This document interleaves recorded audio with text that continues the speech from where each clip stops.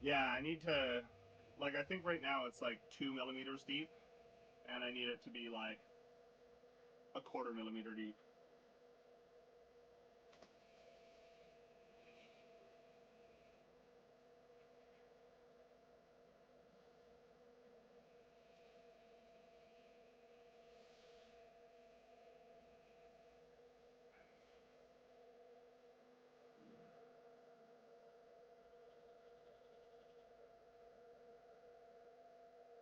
Oh, I know why that's so quiet.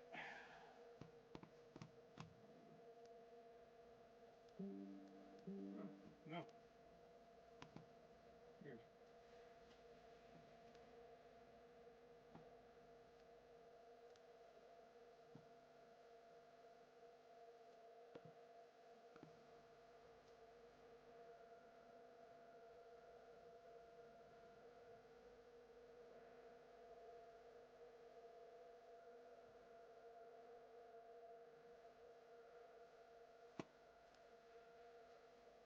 Absolutely, head off, take a nap. No worries at all.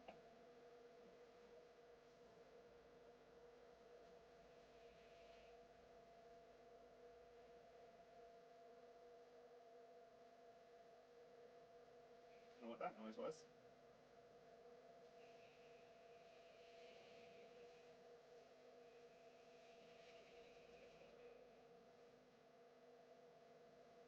The problem is they can oftentimes feel a little lackluster, especially in low levels. And given that this is a fairly low level campaign, we're like 2 years into it and we just hit level 7. Um, you can't have a class that feels terrible at low levels if you're going to be spending the entire campaign at low levels. So we changed it, and it basically is like a wild magic monk that is built around the idea of protecting their friends. And it is fantastic. And it has been a lot of fun to revisit and go after. Thick skin, they don't really care much about psychic damage. Like, it doesn't matter. And people get really weird about some of this stuff. And they forget that, you know, you're playing a game, something that's supposed to be fun and enjoyable for you and everybody else.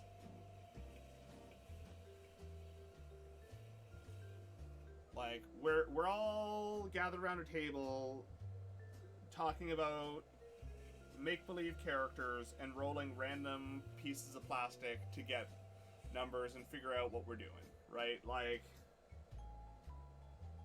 it's not a big deal. Really isn't. And it shouldn't be. Need 4 more of that one, and that'll bring us up to um, 6 total for that set. I have 16 of them, but some of them have really lifted faces, and I want to actually evaluate, and I would rather get some polish so Carrot can do some inking and exploring colors and the like.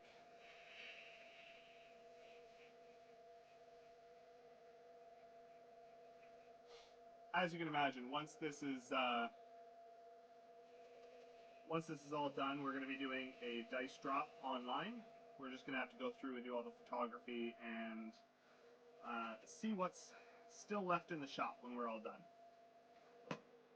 Um, we try not to drop everything all at once, partially because more damage against the monsters guide.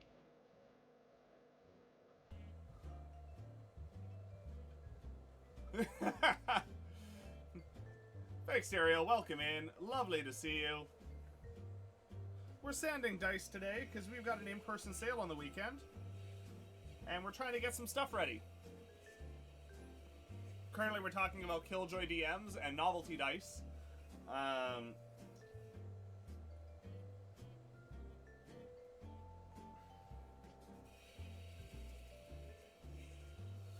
but yeah, like, so the thing is like, my player asked me if they could reskin Fireball to be psychic damage, and if you look, you know, from a sheer statistics standpoint, that had I built my program differently would have actually been genuinely kind of difficult, was something that was incredibly simple because I used functional programming instead of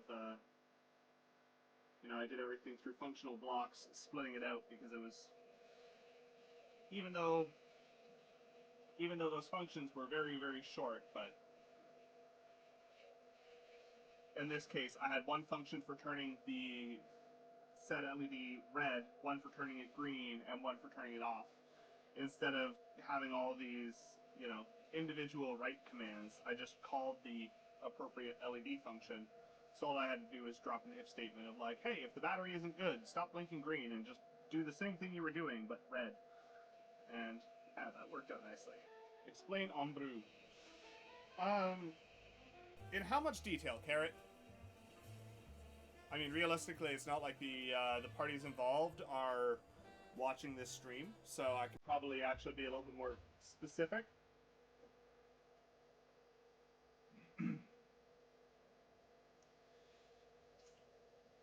So, basically, a friend of ours was in a D&D campaign that was being streamed. Two of our friends, actually. One of them ended up dropping out of the campaign for very good reasons. But the other hung around, and it was a painfully bad campaign.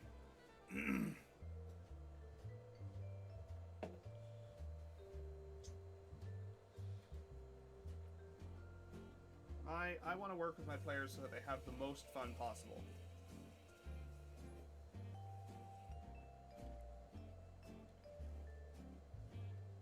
And there's not even really tournaments in D&D. Like there's Adventurers League play, but that's not even really tournament. That's just that's just group play that's been organized by modules organized by Wizards of the Coast. And those modules suck, I would like to say. They're terrible, and I never want to run one or play in one. But like, there isn't really wins. It's a little overwhelming, and people don't know what to look at. Partially because it means that that our next dice drop, we're prepping the dice drop after the one we're currently working on, generally. And partly because if we split it up into multiple dice drops, we get more attention on the page instead of one really big dice drop that people vaguely look at. So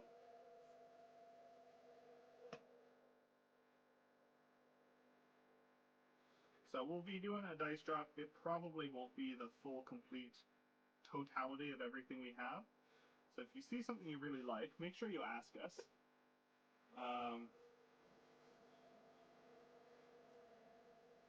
Winning, right? Like, winning is everybody having fun. You can beat a combat,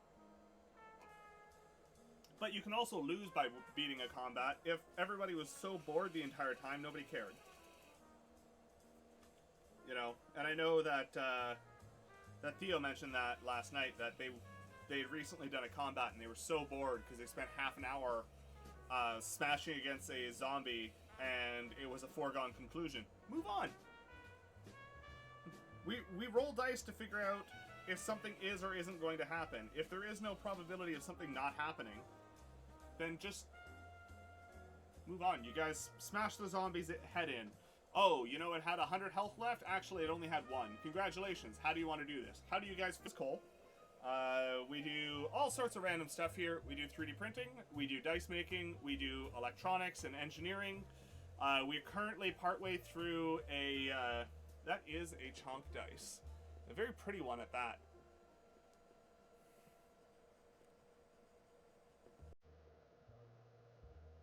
Yeah, it's this very pearly, teal, pinky situation. Very, very pretty.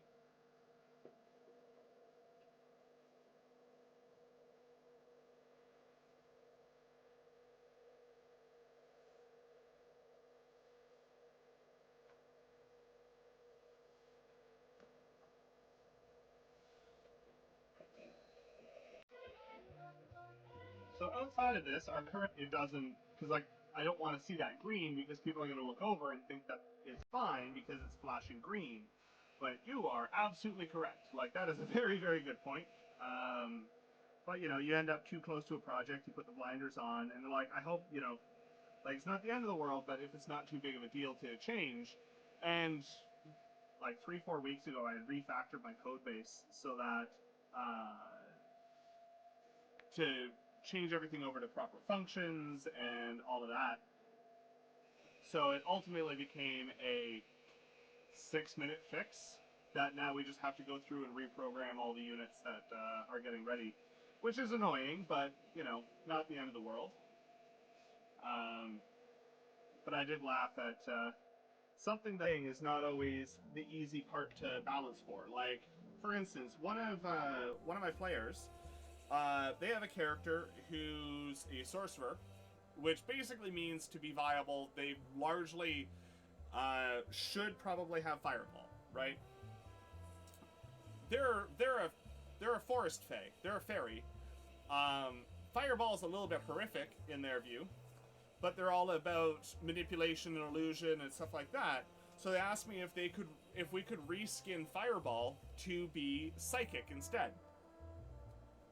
And there was so there was the question of like, can we make it a different damage type, because doing fire damage isn't really what my character would do. And an active project in the electronics land is a keyboard shaped like a paw, and we're doing a custom PCB and setting it up with QMK and doing all the 3D modeling, etc., etc.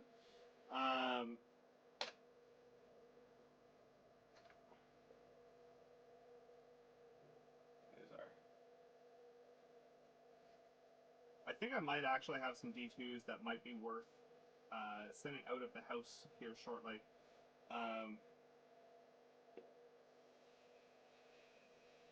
We'll see how well they polish up.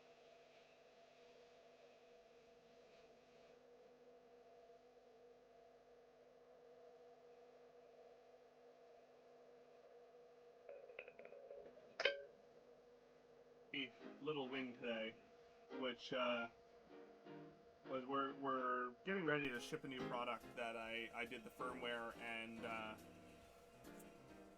versions 2, 3, and 4 of the electronics. The very, very first iteration was done by somebody else, and then I basically reworked the whole thing to meet our improved requirements and adjust a bunch of stuff. But I was told, hey, when the battery dies on this thing, you've got this LED over here blinking, a current status, but it's reporting a different status than the low battery, which was true. And they identified like, hey, this is still blinking green while the battery is dead. Can you change that so that, looking at it, switching from fire damage over to psychic is actually a fairly substantial balance shift within a certain aspect. Now, the reason I say it's a balance shift is specifically because fire is one of the most... it is the most resisted elemental damage in the game. Once you discount, like piercing, bludgeoning, slashing from non-magical types. Fire is resisted by the most creatures. Okay. So switching from fire over to psychic, those people are now rolling. Whoa. Songs of the Spellbound Sea.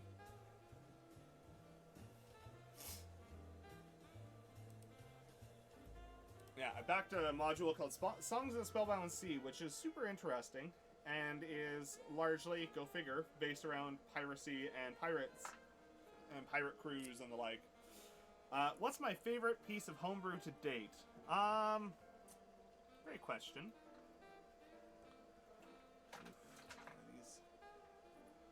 Those are lifted. I did not push that lid down hard enough. That one's better.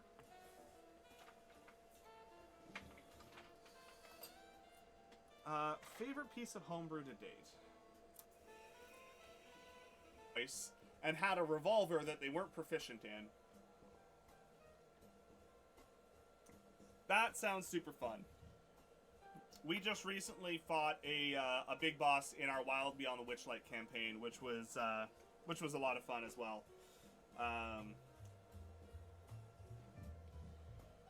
And the party really did a fantastic job of divide and conquer, where my player spent the entire time destroying the equipment that was making them powerful. Carrot's character got in melee and just tied them up, and they kept summoning minions, and everybody else was like, no, I don't think you're allowed to have minions. And the DM after the fact is like, I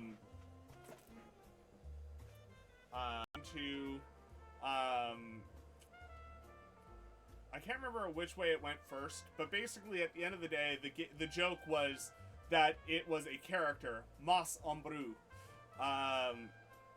very much homebrew, and our goal became trying to get them to say Ombrou on stream, and we actually managed to make them do it, which was phenomenal and hilarious because they were not a very nice person. They were a bad DM, and basically shortly after that campaign ended, they pretty much saw themselves out of every possible community, which was hilarious. So yes, Ombrou is what if that was home.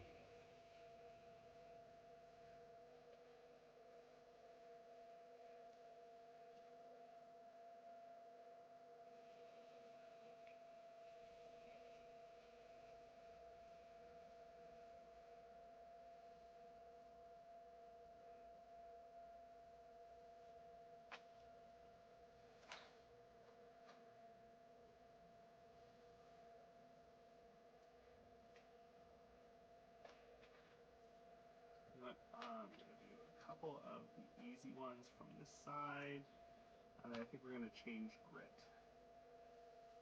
That one earlier, I gave one carrot yesterday, so I'm gonna grab that. So I'm gonna do 4 of the finish off this monster. Describe it for me. Whatever. Carolyn actually has a TPK to her name. I don't.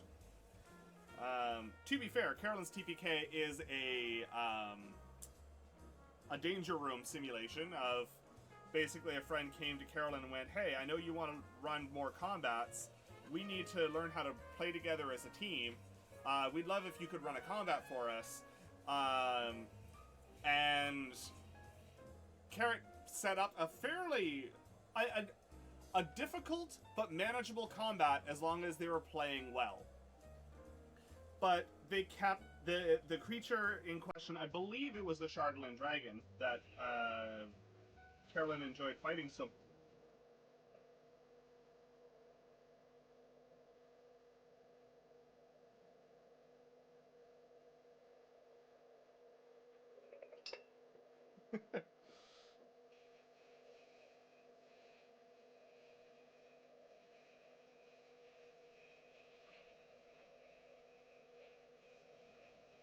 My favorite part of messing around with the D2s is just running the little Hot Wheels car around the track.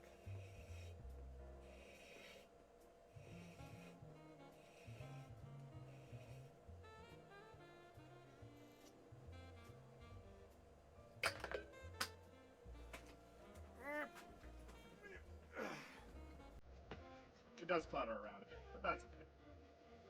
You just need sandpaper creates a really gross paste.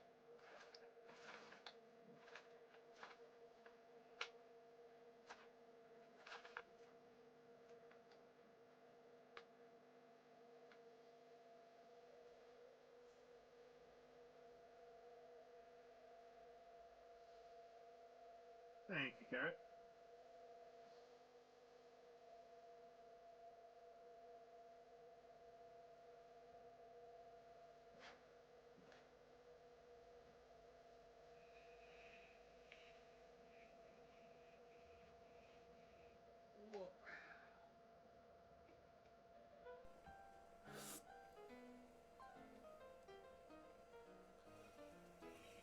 At a lovely.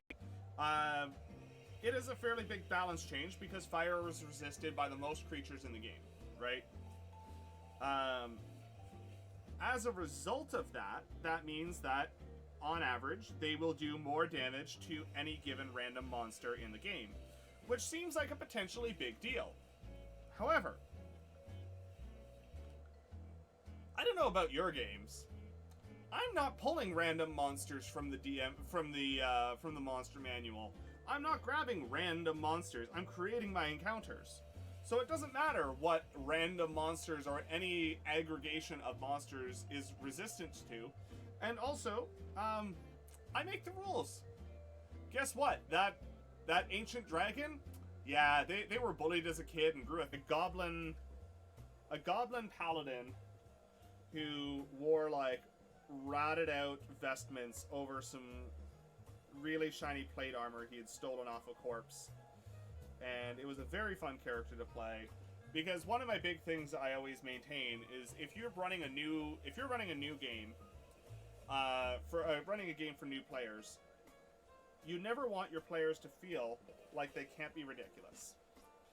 As a result, you want somebody who's going to be the most ridiculous person at the table. And it gives everybody else the permission to be silly. So, as a result, you had Chonk, who spoke with a really, really squeaky voice. The DM was not very good. They didn't really know what they were doing. And they just had the book open and were reading from it. And you could tell that they never actually read the module ahead of time, because they also had a reading voice when you could tell that they were very clearly reading out of the book. And we made a point of saying, like, oh, hey, you know, like, because they claimed that, you know, oh, the players do whatever they want and things go crazy and everything like that. And we're like, yeah, but dude, you've been playing this, like, by the book. It's like, oh, no. I've homebrewed the shit out of this campaign. They're like, you do realize we have the book open in front of us, right? Oh, well, yeah, it's a little goblin paladin that was designed for keeping the party alive for some first-time players. And Twilight clerics are particularly good at that. They are very, very, very strong at... they have some auras that allow people to max out healing, and they've got... they have an aura that maxes healing and also gives 10 hit points every round. And that's a passive thing that doesn't need to be re-upped or anything, so it's a pretty strong piece overall. Yeah, and then Carrot kept running away, which is fine. Whatever. But, yeah, they were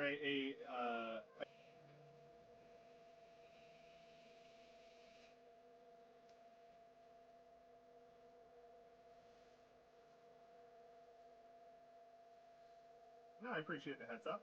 Always good to know.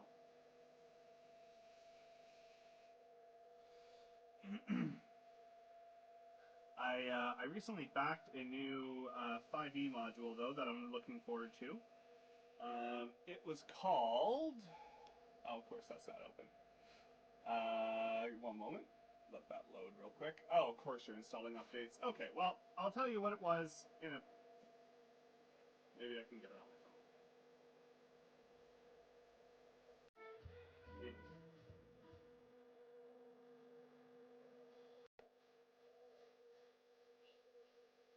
Wondering if that was the breaker popping. Sounded like a breaker popping.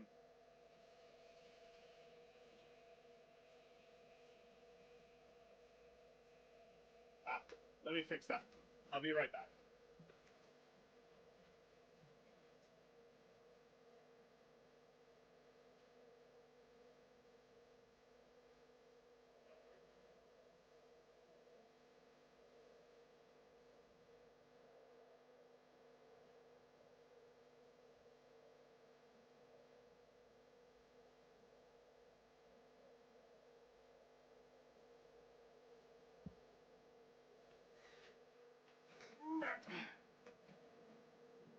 Is that better, Carrot?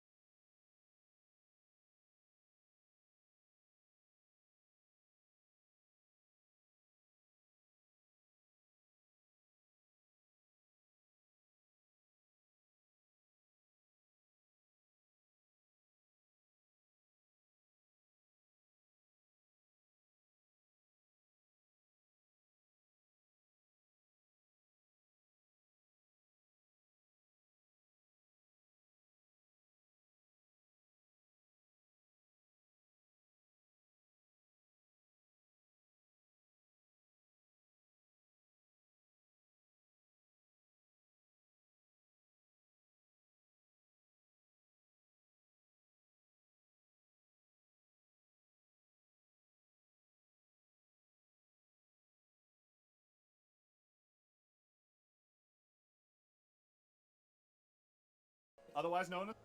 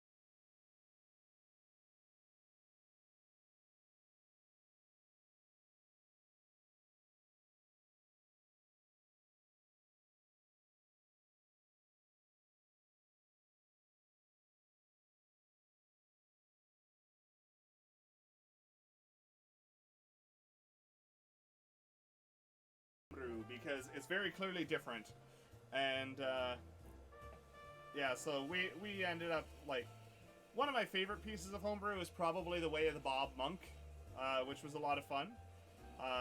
Carrot is playing a Furbolg Monk in the Witchlight campaign, and yeah, homebrews enjoy making things ridiculous, right? What does homebrew mean to you? It's the feeling in your heart. But yeah, like for instance, Carrot's monk subclass that we created for them is Carrot wanted to play monk because monks are in theory really cool. Um, although you know, follow DeFranco.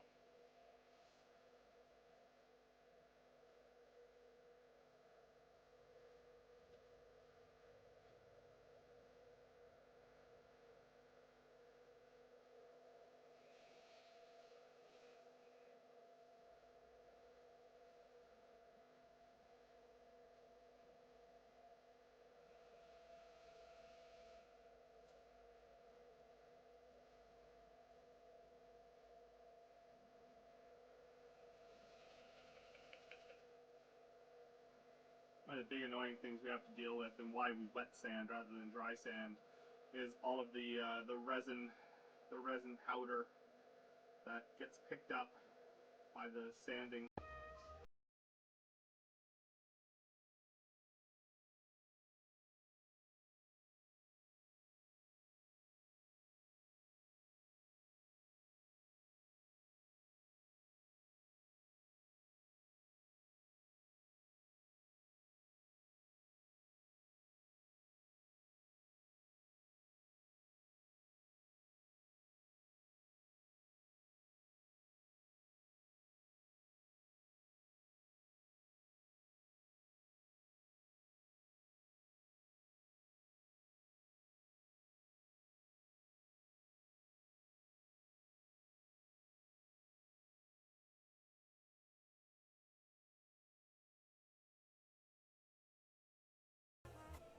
Well, I guess that means that you AFK for 5 minutes and missed a bonk. Follow the Franco. Welcome in, Franco. Good to see you. But basically, they were talking about how they homebrewed the shit out of this game, and we laughed at the fact that no, you haven't. You haven't changed anything. And it became one of those things that was a bit of a meme, right? Is you got homebrew, and then that ended up turning